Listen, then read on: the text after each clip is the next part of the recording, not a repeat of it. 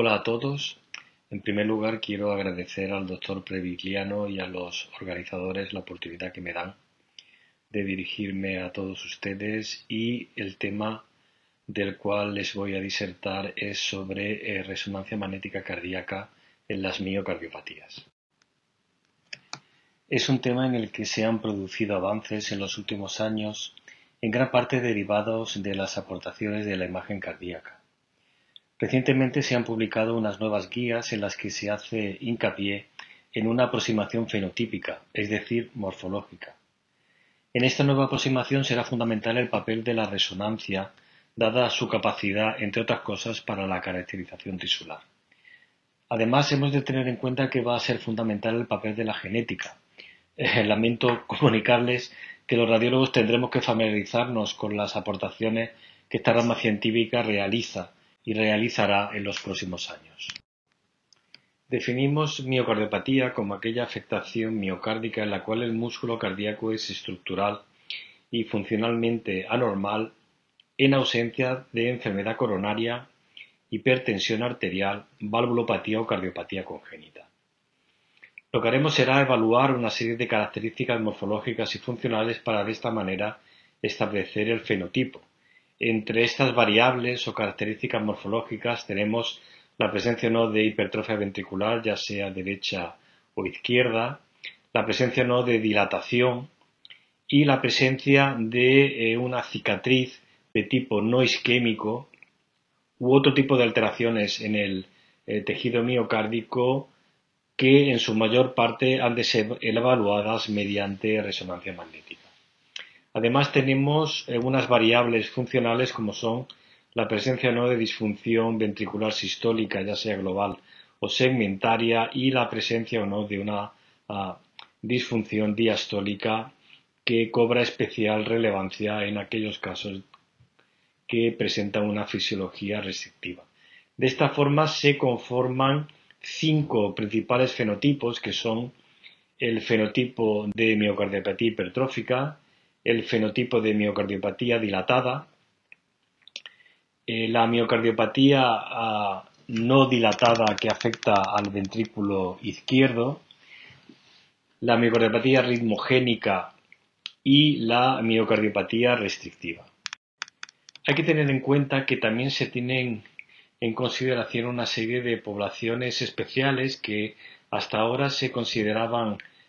miocardiopatías de causa exógena, pero en las que se ha visto que también hay un componente genético intrínseco importante, como son la miocardiopatía alcohólica, la miocardiopatía secundaria a los tratamientos con quimioterapia, la miocardiopatía periparto, etc. En las guías que les comenté al inicio de la charla del año 2023 se consideran como indicaciones para la resonancia cardíaca clase 1 en la evaluación inicial de las miocardiopatías y 2A en el seguimiento y respuesta al tratamiento. También se considera que hay una indicación clase 2A en la identificación precoz de la enfermedad en familiares con fenotipo negativo si la variante genética está identificada, y 2B si no lo está. En este cuadro tenemos resumida la aproximación que debemos tener todo en mente cuando nos enfrentamos a un paciente con sospecha de cardiopatía. Partiendo de una serie de síntomas que, como podéis ver, son bastante inespecíficos en el sentido de que se puede encontrar en otras patologías cardiológicas como son la disnea, el dolor torácico o incluso la parada cardíaca. También tenemos una serie de alteraciones electrocardiográficas que son de la misma manera bastante inespecíficas. Llegamos a conformar la sospecha de cardiomiopatía a través de fundamentalmente la resonancia, porque es la técnica más reproducible que más información nos puede dar. Vamos a intentar establecer una serie de variables, ya sea morfológicas, ya sea funcionales, que nos ayudarán a conformar un fenotipo que en muchos casos hay que tener en cuenta que puede solaparse entre unas y otras entidades. Y a partir de aquí intentaremos añadir ya sea datos de laboratorio, ya sea datos genéticos, ya sea datos extracardíacos que nos permitan hacer este diagnóstico etiológico integrado en el cual el fenotipo va a tener un papel fundamental. Una cuestión a tener en cuenta es que hay cierto grado de solapamiento entre las diferentes miocardiopatías y no solamente desde el punto de vista fenotípico o morfológico, sino incluso desde el punto de vista genómico. Es decir, un mismo gen puede estar implicado en diferentes miocardiopatías o diferentes genes estar implicados en la misma miocardiopatía.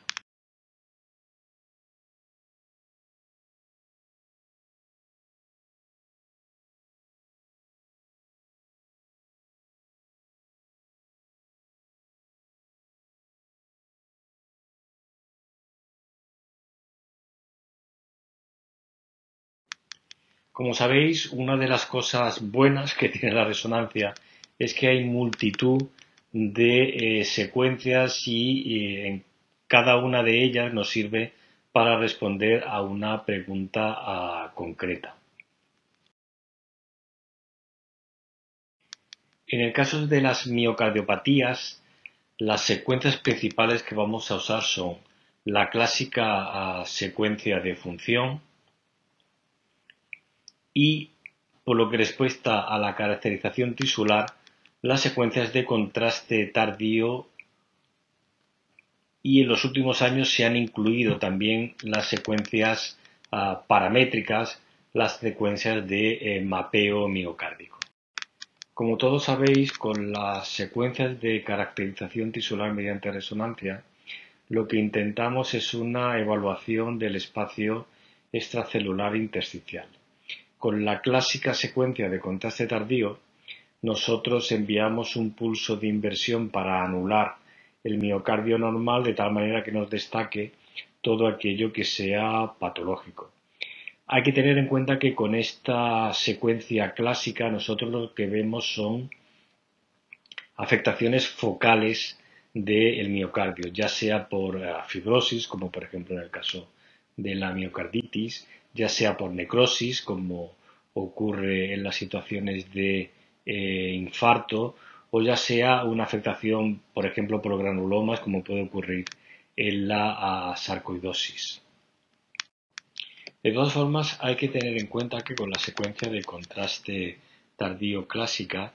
nosotros anulamos un miocardio aparentemente normal.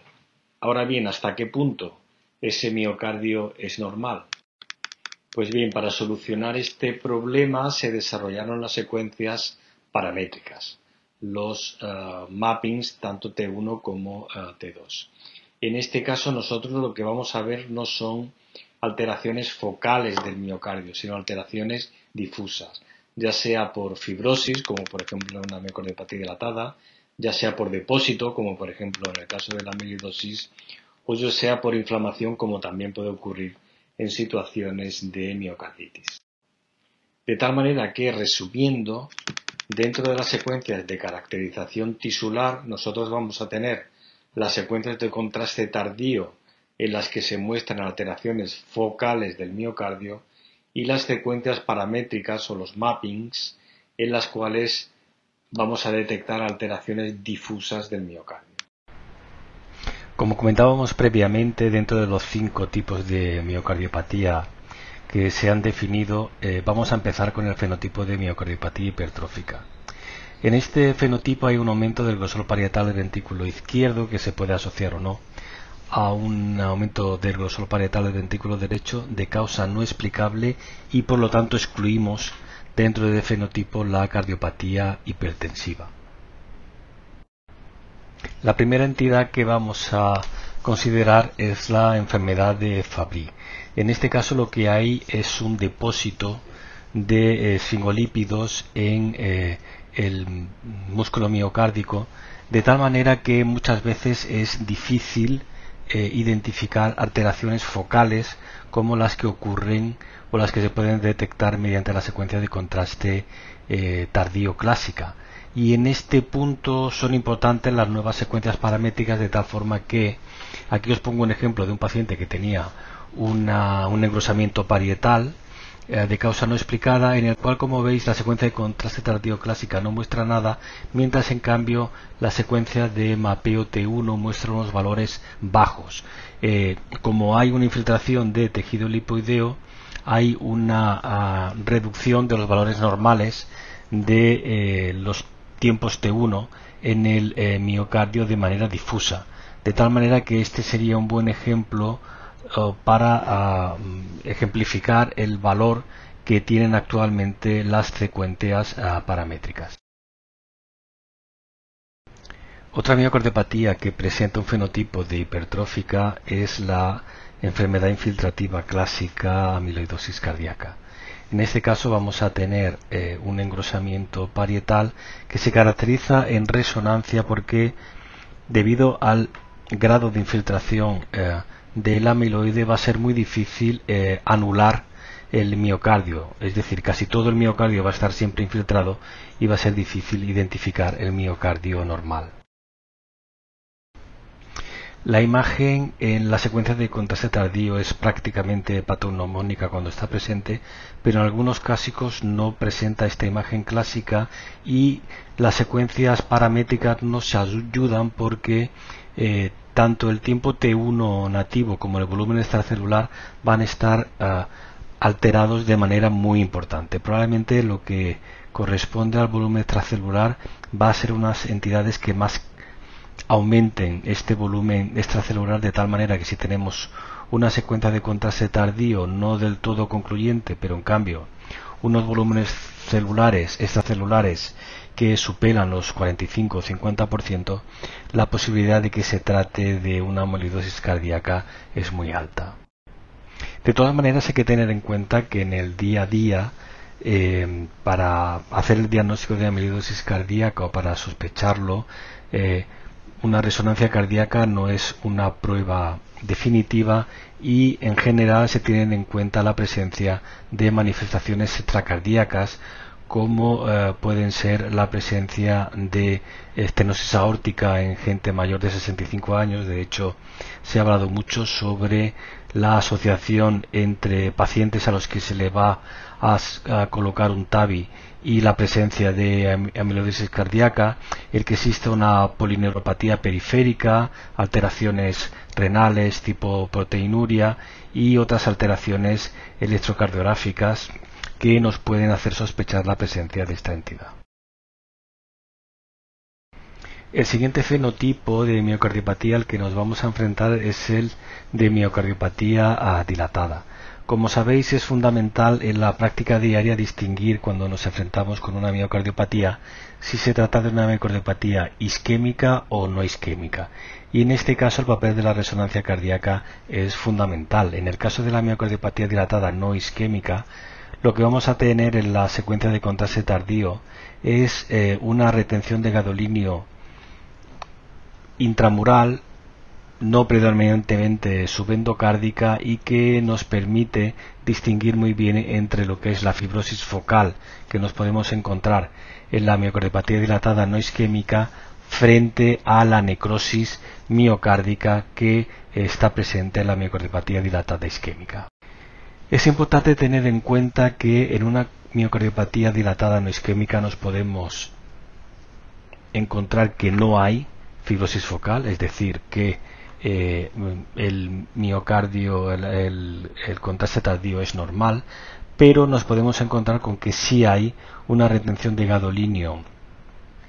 intramural de tipo no isquémico o una alteración del T1 mapping que nos indica que hay una fibrosis difusa. Pues bien, se ha visto que esto tiene implicación pronóstica y que la presencia de eventos en los pacientes con miocardiopatía dilatada no isquémica que presentan fibrosis focal o fibrosis difusa es mayor. tenemos que tener todos en cuenta que la miocardiopatía dilatada isquémica es una entidad relativamente frecuente, por lo tanto no es raro que nos encontremos con miocardiopatías dilatadas mixtas, es decir, miocardiopatías que tienen tanto un componente isquémico como un componente no isquémico. Os pongo aquí un ejemplo de un paciente con una miocardiopatía dilatada con una disfunción ventricular, como veis, importante, en el cual en el contraste tardío nos encontramos con que hay tanto una retención de gadolinio intramural no isquémica a nivel septal como también la presencia de una retención de gadolinio de tipo isquémico subendocárdico en cara lateral. El diagnóstico diferencial de la miocardiopatía dilatada es bastante amplio y encontramos desde entidades como la miocarditis, que si no se cura puede dar lugar a una miocardiopatía dilatada de este tipo, a otras entidades como pueden ser distrofinopatías, entidades como la sarcoidosis o otras como la enfermedad de Chagas. Vamos a ver un ejemplo relativamente habitual en la práctica diaria, en el cual nos encontramos con un paciente de 44 años con factores de riesgo cardiovascular, con dolor torácico, alteraciones enzimáticas y alteraciones electrocardiográficas que hacen sospechar que el paciente presente un síndrome coronario agudo. Se activa el código infarto, el paciente va a cateterismo, pero vemos como en este caso las arterias coronarias son completamente normales si no encontramos estenosis ni alteraciones ateroscleróticas. En la resonancia magnética que se realizó posteriormente se identifica la secuencia de T2-STIR, que tenéis a la izquierda la presencia de una hiperintensidad en cara lateral, y en la secuencia de contraste tardío clásica que tenéis a la derecha veis una retención de gadolinio focal subepicárdica en cara lateral. El diagnóstico es el de miocarditis y, como sabéis, hay una serie de criterios que se han establecido mediante resonancia para llegar al diagnóstico. Estos criterios contemplan la identificación de edema miocárdico, ya sea mediante las secuencias de T2-STIR o mediante las secuencias paramétricas T2, y la identificación de daño miocárdico no isquémico, ya sea con las secuencias paramétricas T1 o con las secuencias de contraste tardío, en las cuales vamos a buscar una retención de gadolinio subepicárdica. También hay otros criterios no mayores, pero que apoyan el diagnóstico, como es la identificación de pericarditis o la valoración de una disfunción sistólica del ventrículo izquierdo. Otra entidad que puede producir una miocardiopatía dilatada es la sarcoidosis. En mi experiencia, la verdad es que la sarcoidosis casi siempre se asocia a la existencia de datos de sarcoidosis en otras partes del organismo, generalmente en el tórax, como son la existencia de adenopatías o de afectación pulmonar.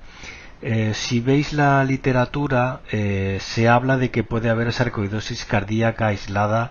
en un 10-40% de las situaciones. La verdad es que un 10-40% de las situaciones me parece un rango muy variable.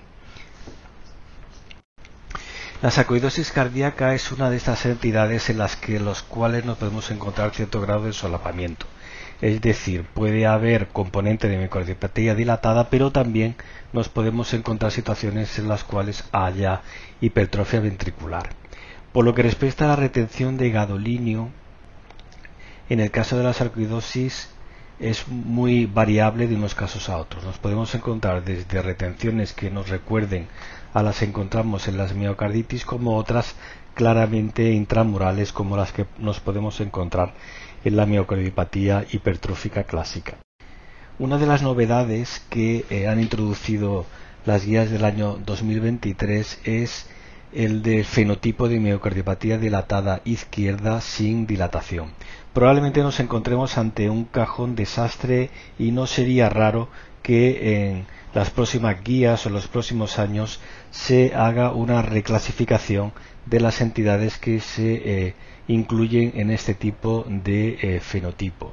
Nos vamos a encontrar desde alteraciones genéticas determinadas que dan lugar a un tipo de retenciones de gadolinio más o menos inespecíficas, hasta laminopatías en las cuales la retención de gadolinio es sobre todo en el septo interventricular.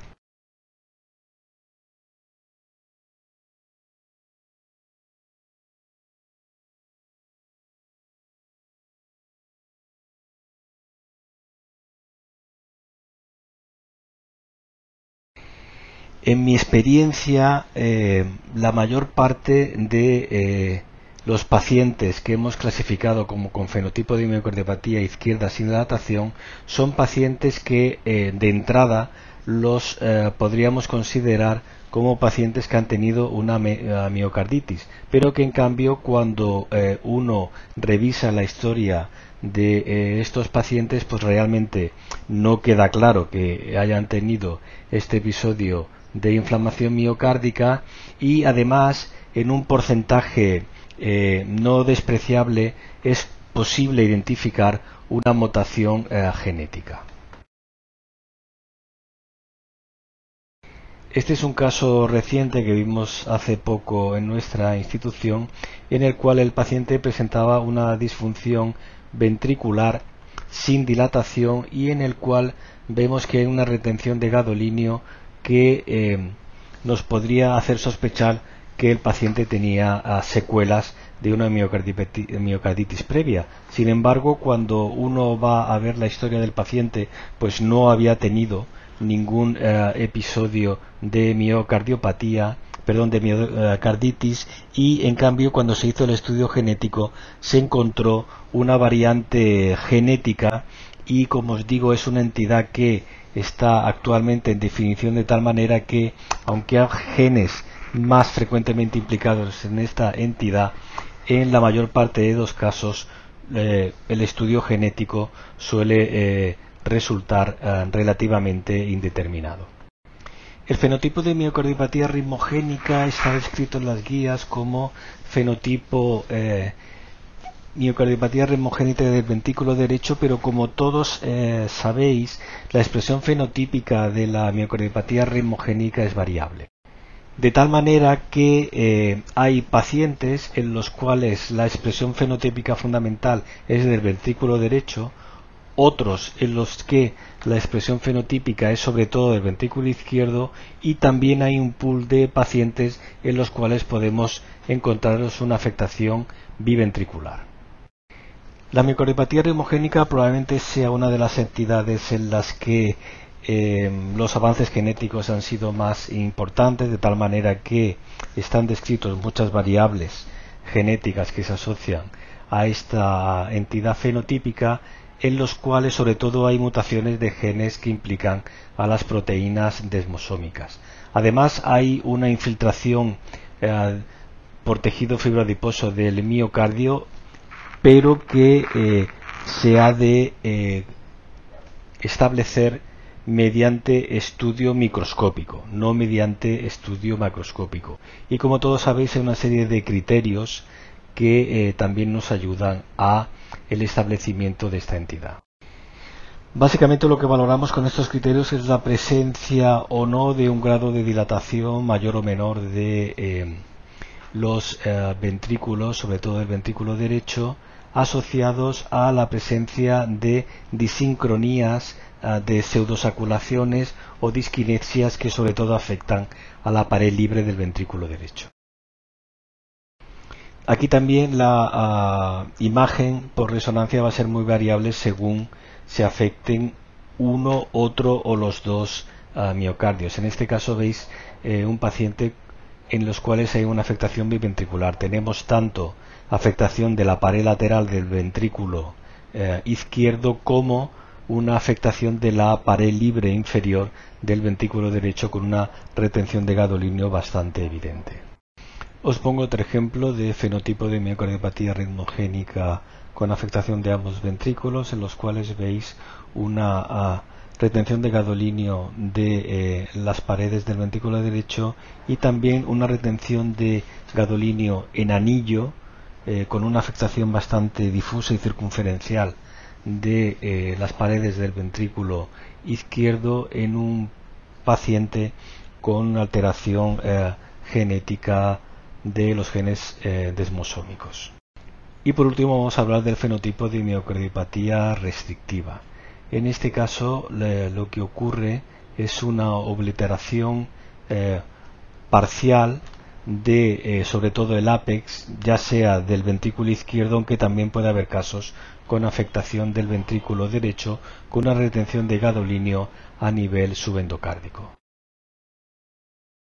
En este caso veis cómo hay una ocupación del ápex ventricular y una retención de gadolinio subepicárdica en esta zona del músculo cardíaco. En este caso nos encontramos con una miocardiopatía restrictiva que afecta más al ventrículo derecho, en el cual podemos ver el signo de la triple línea, que consiste en la presencia de una imagen hipointensa que corresponde a la presencia de trombo, una imagen hiperintensa que se corresponde con la presencia de la retención de gadolinio y por último el miocardio normal también hipointenso. Este caso os lo pongo porque a veces la retención de gadolinio en la secuencia de contraste tardío normal que se hace a los 7-12 minutos no se suele ver muy bien, y en estos casos cuando tengamos la sospecha lo que debemos hacer es hacer una adquisición a los 40-45 minutos, de tal manera que haya dado tiempo a que esa retención de gadolinio se produzca de manera evidente. En este caso a los 12 minutos, como veis,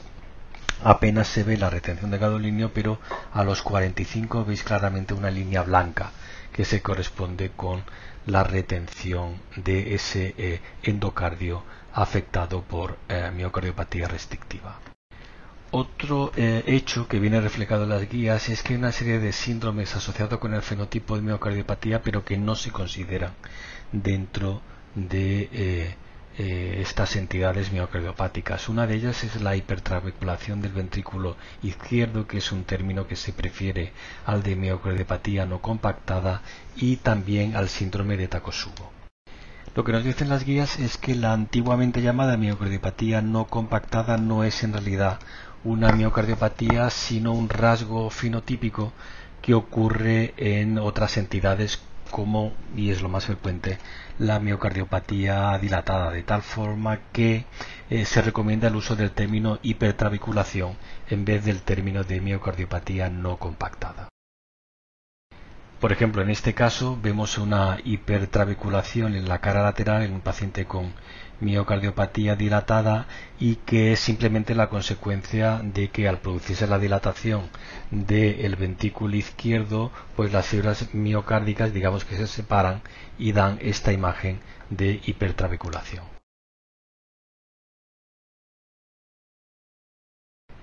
Como veis, la hipertrabeculación por ecocardiografía se ve relativamente mal, de tal manera que no es inhabitual que haya cierta sospecha o que el ecocardiografista vea imágenes en la ecocardio que luego nos pidan confirmar mediante resonancia. Este es otro ejemplo de hipertrabeculación, en este caso en un paciente con una miocardiopatía dilatada isquémica, en la cual veis un infarto apical y una hipertrabeculación marcada de toda la cara lateral y también del miocardio apical. Así que para acabar, recordad que el diagnóstico etiológico de las miocardiopatías se realiza fundamentalmente en base a una aproximación fenotípica, que podemos encontrar cierto grado de solapamiento entre las diferentes entidades fenotípicas, ya no solamente a nivel morfológico, sino incluso, como os comentaba, a nivel genotípico, y que son necesarios esta valoración de estos rasgos adicionales, ya sea la presencia de arritmias, el estudio familiar y genético, datos de laboratorio que nos van a ayudar a establecer y definir la etiología de la miocardiopatía, y que Como consecuencia de esta aproximación fundamentalmente fenotípica, acordar que el papel de la resonancia magnética cardíaca va a ser esencial tanto para el diagnóstico como para el pronóstico de estas entidades. Y nada más, muchas gracias y espero que esta charla les haya sido de ayuda.